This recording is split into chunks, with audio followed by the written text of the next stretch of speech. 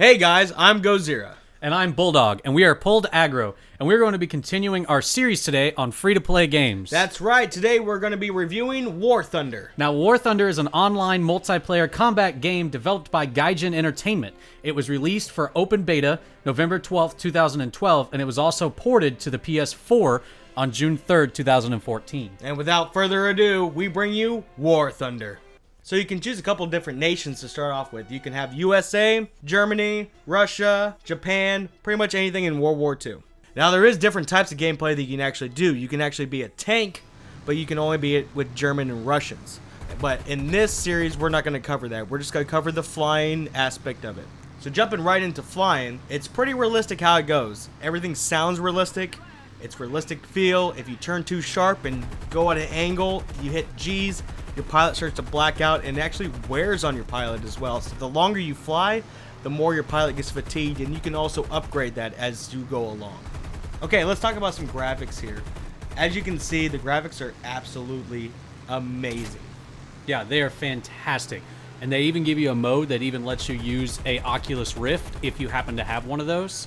Gives you a really, really realistic feel to the game. And if you want to continue having a realistic feel, and maybe you don't have an Oculus Rift, but you have a flight simulator setup where you have the joystick, you have the pedals, you have the 3 monitors, and you get into cockpit mode, it really does feel like you're flying a plane. It's crazy how they did that. It's just insane for the graphics.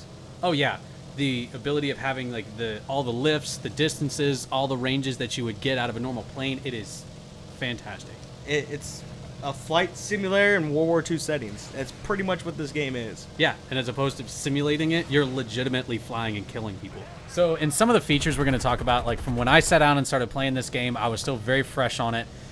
What I kind of got going with it is the game seems like you're just a bunch of buddies flying around trying to destroy other planes.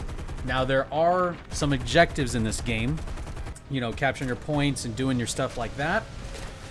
But from some way, it doesn't seem to be that way. It just seems like a bunch of planes on planes killing each other. And I don't think really people pay attention too much to the objectives. Right, when you're starting off, you just want to get in there and you just want to kill, you know, the other. Like, that's how playing games are. Same thing whenever you're playing an FPS game, you just want to go in there and shoot people. You want to get some headshots, or you want to knock people out of their planes in this one.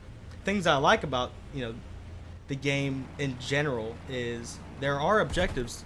You know, there is a end goal to this, so it's not just, oh, you respawn 1,000 times. And they also have a couple different game modes that you can do. They have the arcade game style, which you see here, which you do respawn up as long as you have planes in your inventory to use. Things I don't like about kind of arcade is if you don't play a lot, you tend to get destroyed really easily. Yeah, that was the experience that I had with it.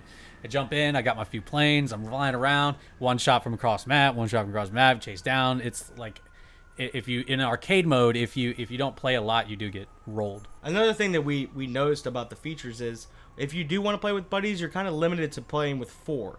They only have a squad side of 4, so if you have more than that, you're gonna have to make a custom match in order to face each other. Yeah, I don't really like that. I think that with the size of the maps, you should be able to use more than 4.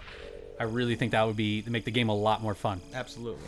Overall, I give it a solid 8.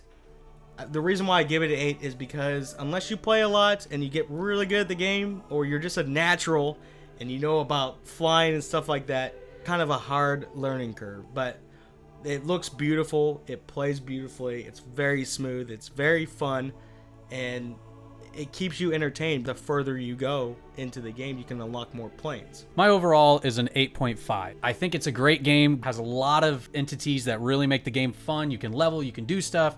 I didn't have the greatest experience with this game. I haven't given it the greatest time play through on it, but it has been a very good game in terms of how it plays. Now, jumping back into things that we like about this game, the soundtrack is absolutely amazing. It is. It is fantastic. It puts you really back into World War II genre with orchestrated music. It's got music that they made from the actual company. Phenomenal. Blew my mind. Opened up the game. Blew my mind. And it goes all the way through the game. It is so good. You guys really got to crank up the headset and really listen to this game.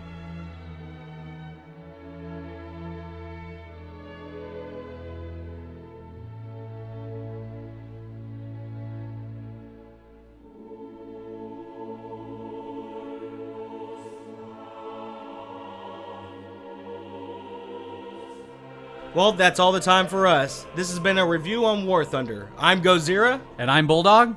Thanks for watching, and GG everyone.